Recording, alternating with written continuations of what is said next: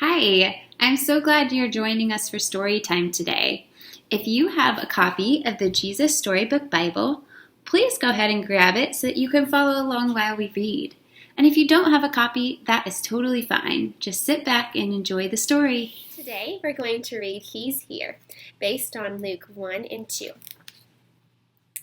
Everything was ready. The moment God had been waiting for was here at last. God was coming to help his people, just as he promised in the beginning. Have you ever waited for something for a really long time? Maybe it felt like you were waiting for forever? Well, God's people have been waiting a long time for his promise, and it's finally here. But how would he come? What would he look like? What would he do? They had a lot of questions about him. Mountains would have bowed down, seas would have roared, trees would have clapped their hands, but the earth held its breath. As silent as snow falling, he came in, and when no one was looking in the darkness, he came. Boys and girls, who came? Who was God's promise? It was Jesus. Let's keep reading.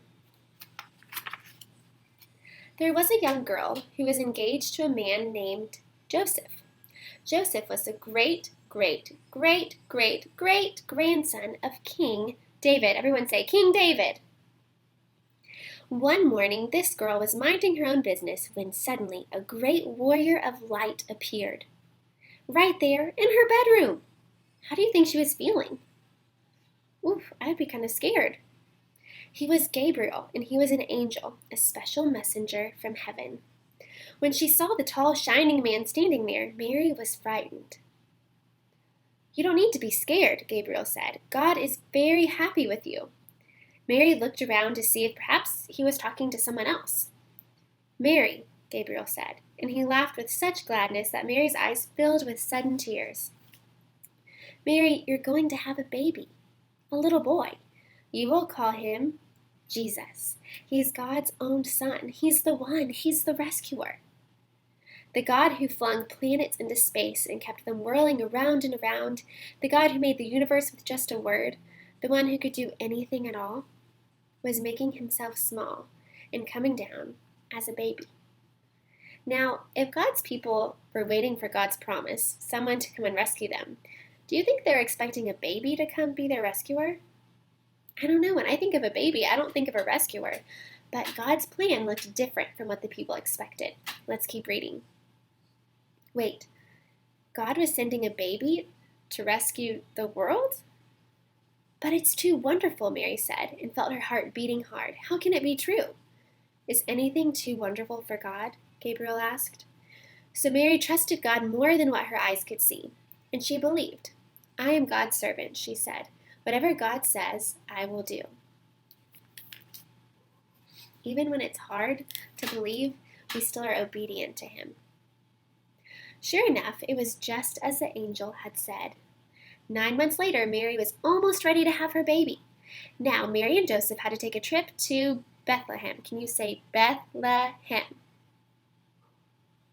The town King David was from. But when they reached the little town, they found every room was full. Every bed was taken.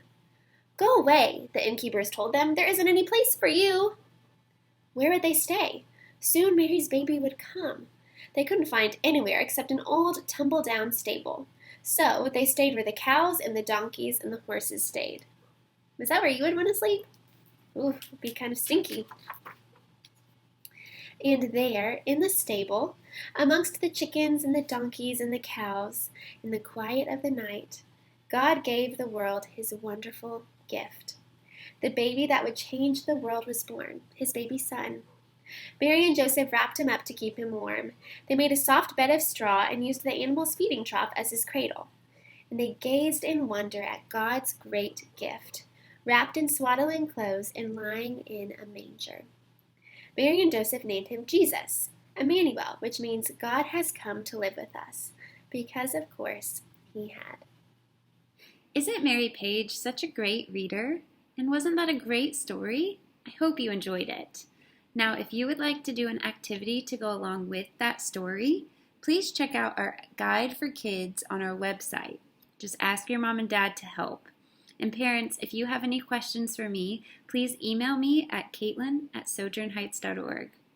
I hope to see you soon for Storytime, and please join us at 9:40 on Sunday for our Zoom song time.